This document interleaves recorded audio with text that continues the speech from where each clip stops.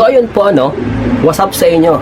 No? What's up sa inyo guys? So ngayon mga kaibigan, ang pag-uusapan natin ngayon mga kaibigan ay yung mga kapitbahay mo, no? Na wala nang kung ginawa kundi mawirwisyo sa inyo, no? No?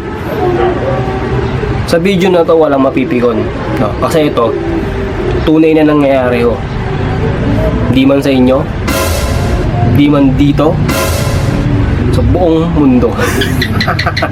No? Tara, umpisa na ito mga kaibigan. Bibigyan kita ng 4 na katangian na kapitbahay na meron ka. Let's go.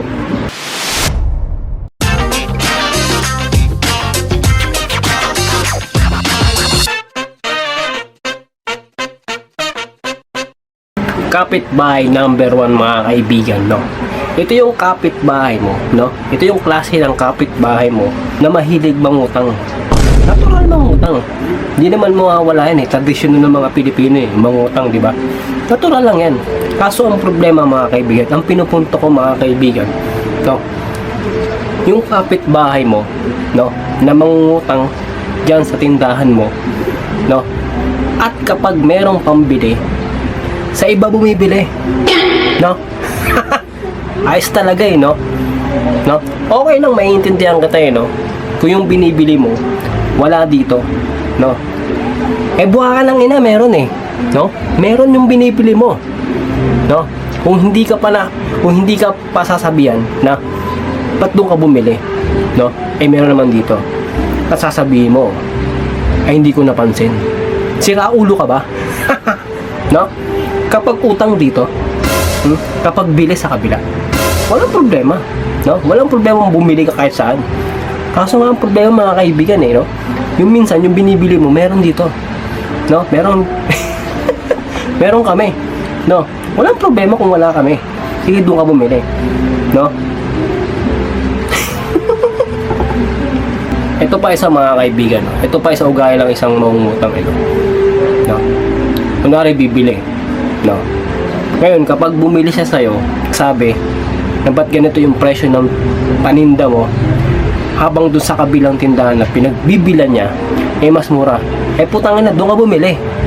No? Hindi ka naman pinipilit na bumili dito Doon ka bumili. No? Wala naman problema Pero pag utang dito, no? Kapitbahay number 2 mga kaibigan. Ito yung klase na kapitbahay mo, no? Na wala nang ginawa kundi mamerwisyo sa'yo, no? No? Walang yung makikitambay yan sa lugar nyo, sa pwesto nyo, no? Dyan sa tapat ng bahay nyo, naputangin na sobrang aga, no? Alas 6 pala ng umaga nagchichismisan na kayo, no? Walang problema magchismisan, walang problema magingay, no? O maghalak-hakan pa kayo sa harap, walang problema, no? Kaso mga kaibigan, alas 6 ng umaga nag-uusap-usap kayo dyan, no? May naman kayo, may natutulog, no? May oras ang pag-uusap, no?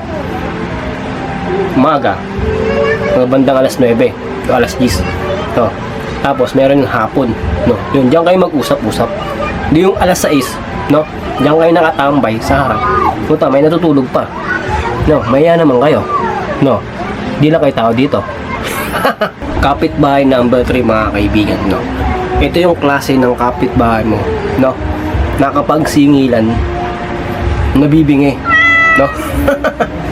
Marami dito yan. No? Kapag sinisingil mo, no? Walang naaalala, no? Galit pa pag sinisingil mo, no? Ayos talaga no? Anong nangyari? Di wala kayong no? Kapag siningil kasi, no, magbayad o kaya magkusa kasi bayaran na no? Bayaran na no?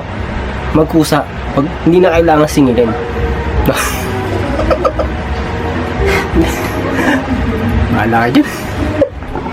Kapitbahay number 4 mga kaibigan. Ito matindi to mga kaibigan, no? Itong pang-4 na kapitbahay na to. Ito malupit to no? No? No? Ito yung klase ng kapitbahay mo, no? na nakikisampay na nga lang, puta, inaangkin pa yung sampayan. So, siya pa ang galit, no? Kapag may nakasampay na iba doon. Ayos ka rin, eh. Kamakailan, mga kaibigan, no? Nagkaroon ng kaguluhan doon dahil sa sampayan. Dahil sa mga parinigan, no? Walang problema makisampay doon sa sampayan ng kapitbahay mo, no? Kaso wag mo nga angkinin, no? Kapag nakasampay yung sampayan nila, puta, ikaw pa galit. Mga bobo! No? Sa'yo yung sampay. Puta, pag napanood ito, magaga. Hindi ko alam kung ano mga pinagsasabi ko dito, eh. No? No? Yun lang.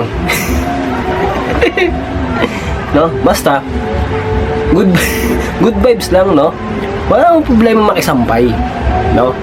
Magpaalam ka, no? Na ganito, makikisampay ka. Pero kung aangkinin mo yung sampay na hindi naman sa'yo, ayos ka, no?